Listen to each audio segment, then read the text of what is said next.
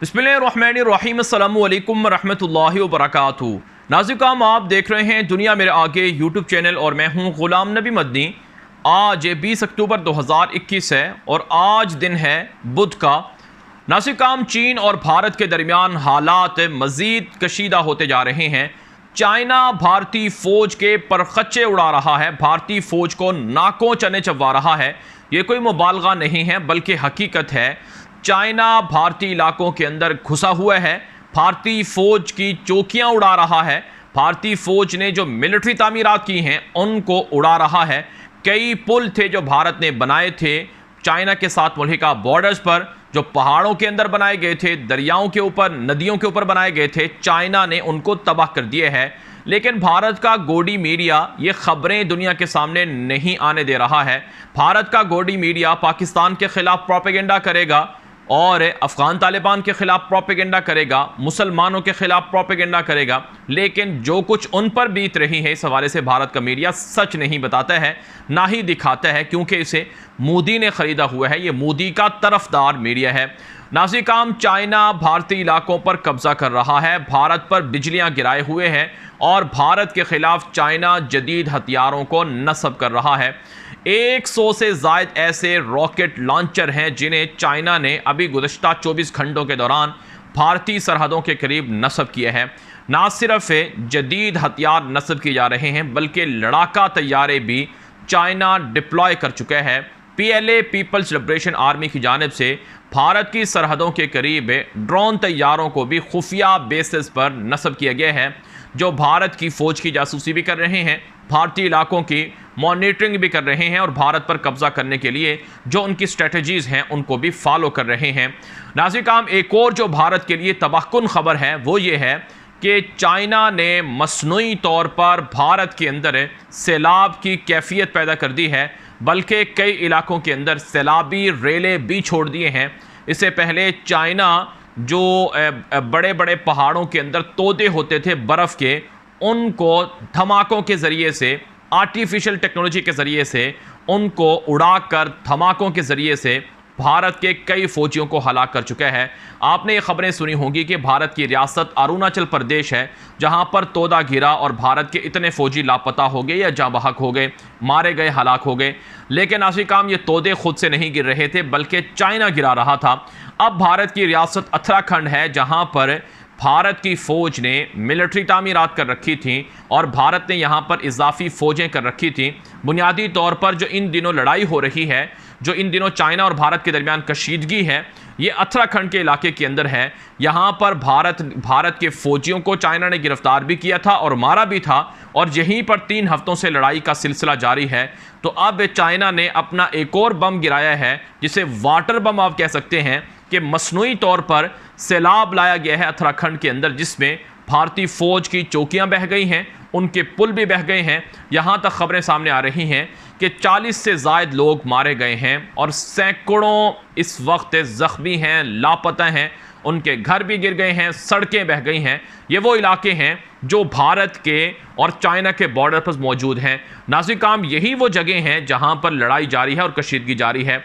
तो ये चाइना भारत के ख़िलाफ़ कामयाबियाँ समेट रहा है और भारत का गोडी मीडिया और भारत की हुकूमत BJP इन सब चीज़ों को छुपा रही है और ख़बरें इस हवाले से कोई दुनिया के सामने नहीं आ रही हैं।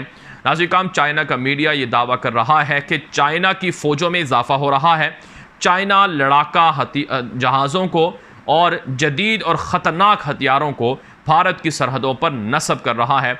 हमारे पास ऐसी रिपोर्ट्स भी आई हैं कि जोहरी हथियारों को, जोहरी मिसाइलों को भी भारत के साथ मुल्हिका सरहद पर नस्ब किया गया है। यानी अगर खुलासा यूँ बयान किया जाए कि चाइना इस वक्त किस मुल्क के ख़िलाफ़ अपनी रवायती जंग की तैयारी कर रहा है तो वो भारत है। भारत के ख़िलाफ़ चाइना ने अपनी पिछली 30 साल की जो भी टेक्नोलॉजी उन्होंने तैयार की है, 30-40 सालों में, वो सारी टेक्नोलॉजीज़ चाइना ने भारत की सरहद पर LAC पर लगा दी हैं और यहीं से भारत और चाइना के दरमियान हालात मज़ीद कशीदा होते हुए नज़र आ रहे हैं। तो ये भारत का चेहरा है। जिसे बताना ज़रूरी है, भारतीय अवाम के सामने रखना ज़रूरी है, ताकि पता चले कि भारत की मोदी हुकूमत, गोडी मीडिया किस तरह से अवाम से झूठ बोल रहा है और कैसे चाइना भारतीय इलाकों पर कब्ज़ा कर रहा है। नाज़रीन, ये सिर्फ भारतीय इलाकों पर कब्ज़ा नहीं है, बल्कि इससे पाकिस्तान को भी और कश्मीरी मुजाहिदीन को भी फ़ायदा होगा, क्योंकि भारत को मसरूफ़ करके चाइना के साथ कश्मीरी फ्रीडम फाइटर्स हमले कर सकते हैं, पाकिस्तान हमले कर सकता है। और वैसे भी चाइना पाकिस्तान के साथ मदद ले रहा है और पाकिस्तान के साथ ताउन करके ही आगे बढ़ रहा है। अब नाज़रीन, आपको कुछ दीगर खबरें आपके सामने रखती हैं कि भारत के अंदर मुसलमानों पर हमलों का सिलसिला तेज़ हो चुका है। मोदी दहशतगर्द के बारे में हम बारहा ये बात कहते रहे हैं कि मोदी दहशतगर्द ने भारत के टुकड़े टुकड़े करना शुरू कर दिए हैं।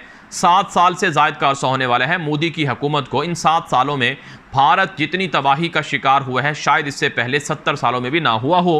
भारत के अंदर सिखों पर जुल्म हो गया, करोड़ों सिख मोदी दहशतगर्द के मुखालिफ हो गए, खालिस्तान की तहरीक चला रहे हैं, आज़ादी की तहरीक चला रहे हैं और सिख कामयाब हो रहे हैं। सिखों ने भारत की मोदी दहशतगर्द को नाकों चने चबा रखे हैं, उनकी नाक में दम करके रखा हुआ है।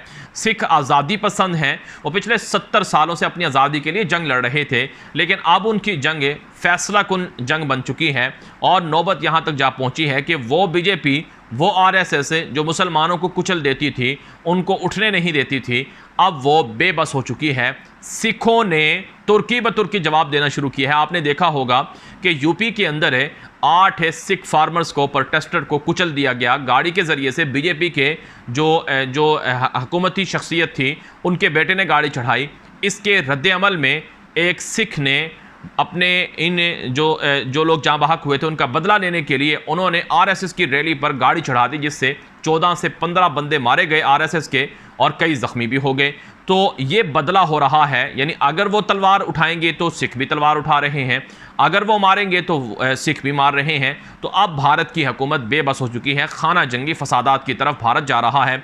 नाज़रीन, अब कल दुनिया भर के अंदर, भारत के अंदर भी ईद मिलादुन्नबी के हवाले से, जिस तरह से मुख्तलिफ़ मुल्कों के अंदर मुख्तलिफ़ जगहों पर मुसलमान अपने जश्न मनाते हैं और बहुत सी जगहों पर इस हवाले से तकारीब होती हैं, जलसे होते हैं और इसी तरह से रैलियाँ निकलती हैं और साथ साथ जो जलसों का इनेकाद भी होता है, तकारीब होती हैं।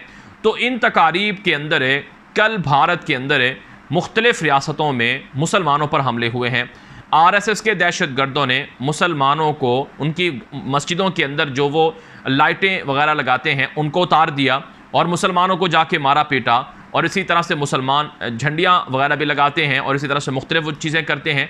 तो उनके इलाकों में जाकर आरएसएस के दहशतगर्दों ने, हिंदू इंतहा पसंदों ने मुसलमानों को निशाना बनाया है।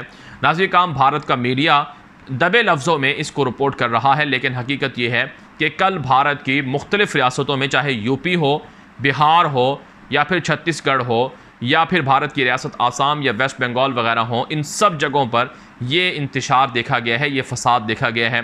भारत के अंदर मुसलमानों को आरएसएस के दहशतगर्द अपना दुश्मन समझकर अब ये ऐलान कर रहे हैं कि जो भी मुसलमान मिले उसको मार दिया जाए, जो भी मुसलमान मिले उससे बदला लिया जाए और उसको यहाँ से भगाने के लिए प्रेशराइज़ किया जाए। यानी धमकियाँ दी जा रही हैं तलवारों के ज़रिए से और हथियारों के ज़रिए से, और बीजेपी इनको सपोर्ट कर रही है, इनकी मदद कर रही है। तो ये नाज़रीन, भारत के अंदर सिखों पर, दलित नस्ल के हिंदुओं पर और इसी तरह से ईसाइयों पर और अब मुसलमानों पर जो जुल्म हो रहा है, इस जुल्म का अंजाम या इस जुल्म के ख़िलाफ़ मुसलमानों की या भारत के लोगों की जो आज़ादी की तहरीकें हैं वो अब पनप रही हैं, उनके अंदर हौसले आ रहे हैं और वो भारतीय फ़ौज के ख़िलाफ़ है और भारतीय हुकूमत बीजेपी के ख़िलाफ़ है और आरएसएस के ख़िलाफ़ मुत्तहिद होकर लड़ाई लड़ रहे हैं। यही वजह है नाज़रीन, आप दुनिया के बड़े बड़े जो लोग हैं वो ये बात कह रहे हैं, मुफक्किरीन ये बात कह रहे हैं कि भारत जल्द टुकड़े टुकड़े हो जाएगा और भारत की तबाही पूरी दुनिया देखेगी। नाज़रीन, यहाँ पर एक और ख़बर आपके सामने रखना ज़रूरी है कि भारत के अंदर भी इंतशार है, लेकिन भारत के आरएसएस और हिंदू इंतहा पसंद मुख्तलिफ़ पड़ोसी मुल्कों के अंदर बदअमनी फैलाने से बाज नहीं आ रहे हैं। नाज़रीन, ख़बर यह है कि बांग्लादेश के अंदर कुरान पाक को जलाया गया, कुरान पाक की बेहुरमती की गई। ये पिछले 4-5 दिन पहले का वाक़या है, जिसके बाद भारत के जो वहाँ बांग्लादेश के अंदर मंदिर थे हिंदुओं के, जहाँ पर ये बेहुरमती हुई थी, मुसलमानों ने हमला कर दिया, मुसलमानों ने एहतजाज किया। सैकड़ों मुसलमान गिरफ्तार हो चुके हैं। लगभग 1000 मुसलमान बांग्लादेश के अंदर भारत नवाज हसीना वाजिद की हुकूमत ने गिरफ्तार करके जेलों में डाल दिए हैं और कई मुसलमानों को गोलियां मारकर शहीद भी किया गया है। और इस वक्त भी बांग्लादेश के अंदर मुजाहरे हो रहे हैं। बांग्लादेश के मुसलमानों को दाद देना पड़ेगी कि जो इस्लाम पसंद हैं और इस्लाम पसंदी की खातिर कुर्बानियां भी दे रहे हैं। आपको पता है कि बांग्लादेश के अंदर जमात इस्लामी से ताल्लुक़ रखने वाले कितने बड़े बड़े सरकर्दा लीडरों को फांसियों पर चढ़ा दिया गया, फंदों से लटका दिया गया और अब भी वहाँ पर इस्लाम पसंदी जुर्म बन चुका है। रोशन ख्याली, लिबरलिज्म, सेकुलरिज्म और इल्हाद ये बांग्लादेश के अंदर फैलाने के लिए भारत, आरएसएस और इंतहा पसंद बीजेपी हुकूमत ये सब चीज़ों के लिए फंडिंग कर रही है और लोगों को उकसा रही है। पड़ोसी मुल्कों के अंदर जिस तरह से ईरान ने प्रॉक्सी वार का सिलसिला शुरू किया था, वही सिलसिला भारत पड़ोसी मुल्कों के अंदर शुरू किए हुए है। ईरान की प्रॉक्सी वार दुनिया ने देखी कि शाम के अंदर, इराक के अंदर, लबनान के अंदर, यमन के अंदर है और दीगर जगहों पर किस तरह से उन्होंने अपने जत्थे बनाए, अस्करियत पसंदों को खड़ा किया, जंगजुओं को तैयार किया, फ़िरका वारियत फैलाई। अब यही भारत है पड़ोसी मुल्कों के अंदर फ़िरका वारियत कर रहा है। बांग्लादेश के अंदर जाकर हंगामे करवा दिए, नेपाल के अंदर जाकर हंगामे करवा दिए, श्रीलंका के अंदर हंगामे शुरू करवा दिए और पाकिस्तान के ख़िलाफ़ कश्मीर के अंदर, भारत के अंदर भी इंतशार शुरू करवा दिया। इसलिए इस दहशतगर्द मोदी हुकूमत का जाना ज़रूरी है और इसके ख़िलाफ़ मुसलमानों को, सिखों को और तमाम जो अक़लियतें हैं उनको भारत के अंदर मुत्तहिद होना पड़ेगा। यह वीडियो दोस्तों के साथ व्हाट्सएप पर, फेसबुक पर, ट्विटर पर, इंस्टाग्राम पर, हर जगह पर नशर करें ताकि लोगों को मालूमात मिले, लोगों को हक़ाइक़ मिले और लोग झूठ और प्रोपेगेंडे से बच सकें। अब तक के लिए इतना ही इजाज़त दीजिए। अस्सलामु अलैकुम व रहमतुल्लाहि व बरकातुहू।